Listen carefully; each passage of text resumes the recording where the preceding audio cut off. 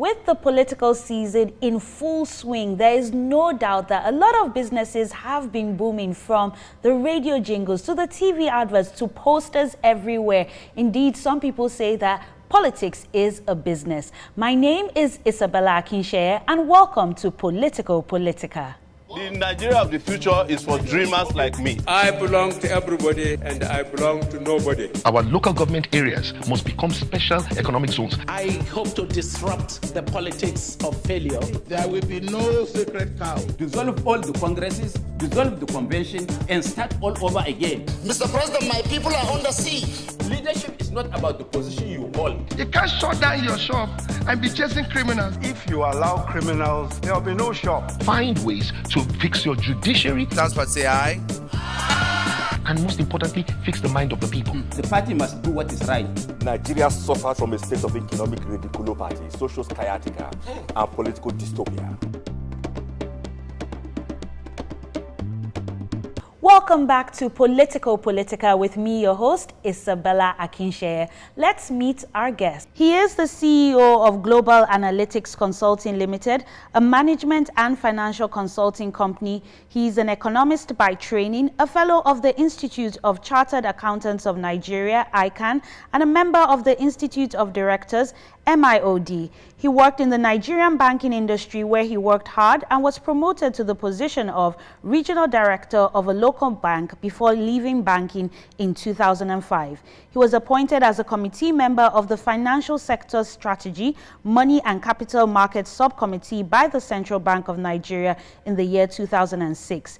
He has written 6 books, chiefly on the Nigerian question, with emphasis on providing practical solutions to Nigeria's socio-economical problems. He is the national chairman of the Abundant Nigeria Renewal Party and the presidential flag bearer of the party. He is Tope Fasua. Tope, welcome to Politico Politica. Thank you very much. It's great to be here. Thanks for inviting me. Our topic of the day is the business of politics. And with the proliferation of about 91 political parties in Nigeria, some will say that politics is the new pure water, the new business in town. What's your response to that? Thank you. Sometimes I feel that way too, but it's not something that happened recently. For a while now, it seems like the viable thing where people go to actually have some sort of sustainable wealth, but most of the time illegal, is in politics. However, not this upsurge, this recent upsurge of 91 parties. A lot of what's happening is a cry for help, is a scenario where people are standing up, people like me, I must say, are standing up finally to say that enough of all of the charlatanism, that we had left the space for too long to people who don't have the best interest of our country and the people at heart. So people are stepping up now to say enough already. And whatever idea we have, we're ready to bring it into the space and to disrupt the space. So that 91 political party thing you're seeing, a lot of it is creative disruption as well. So you don't see it as business, you see it as a desperate cry for help. Absolutely. So there was a time when political parties were funded, then it was business. So people, right now, nobody funds any political party. You have to go and sort yourself out. Therefore, if you're setting up a party, you must know how you're going to sustain it one way or the other. Usually, right now, we're sustaining most of these parties with our personal funds. Okay, but with all the money being spent on campaigns, we see the, adverts, we hear the jingles, we see posters everywhere. There are a lot of people coming out to say, oh, this group is supporting this person. Won't you really say that's a business? No, well, there's a business around it. For example, you're going to see a lot more of the campaigns and the posters, the adverts, the radio jingles, the TV commercials, and so on. And I think that's the way it is in any other place else where there's politics. Of course, maybe the argument may be that, can we afford this as a people? In a place like China, they try to find a way around, this kind of democracy, this competitive democracy, this occasional voting that you have, which can be extremely expensive. In this current one, we're going to be spending over almost 250 billion naira. That's a valid argument. However, before we get to that epoch, that point at which we're going to have to take that decision, and that decision won't be taken lightly because there are people in the system now who are benefiting from the inefficient system. People who have found their ways into office one way or the other, and they're sitting there. We who are coming now, layered upon all of this, we are trying to disrupt the system.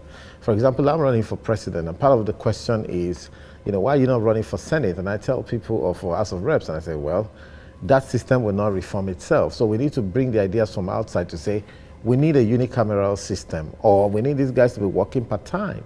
If you went and joined them and you start to collect the allowances, you're lost.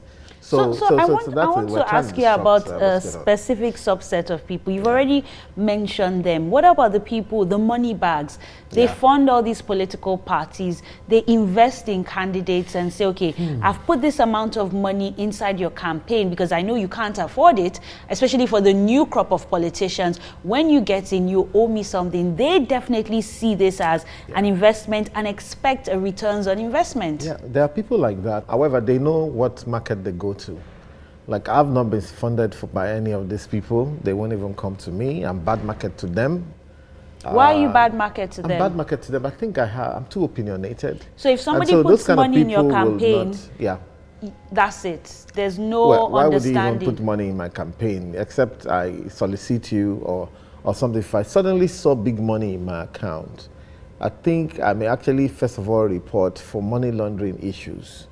Because it's going to come back to me if I just take the money and start to spend. I don't know where it's from. This has been the process by which a lot of people have got into office. And of course, they know where their allegiances are. There was an instance in Oyo State between Ladoja and Adedibu way back, and all that talk of, will you promise me you'll give me X number of billions every month, you're not giving me, and so on. And again, that's the reason why we're here. So that's why people see it as a business. It was a business. Right now, we're taking it to the intellectual sphere. If there's anything being exchanged now, for me, it's ideas. So my final question for our topic of the day, which is the business of politics, is still on the issue of campaigns.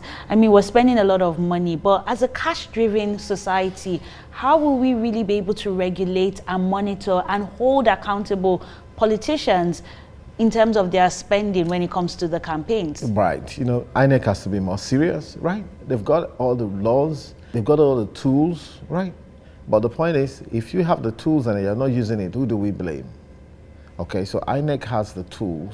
The so-called two big parties are the culprits. For example, there's a law, the section 120 to 126 up to 130 of the Electoral Act, actually speaks about vote buying, right? But it's talking about the people, the person who buys, the person who sells, right? You're talking to those minions on the road, in the queue. Those are not the culprits. Where is the party? So what needs to be done is to actually also bring the party into the equation and say, well, if your sponsor this kind of vote buying, you're going to lose your license. And my party is working on something like that, on our own, to say, look, can we take this to court? Can we challenge this process in court and see what happens? Thank you for your contributions on our topic of the day. We'll be taking a quick breather on Politico Politica. Do stay with us.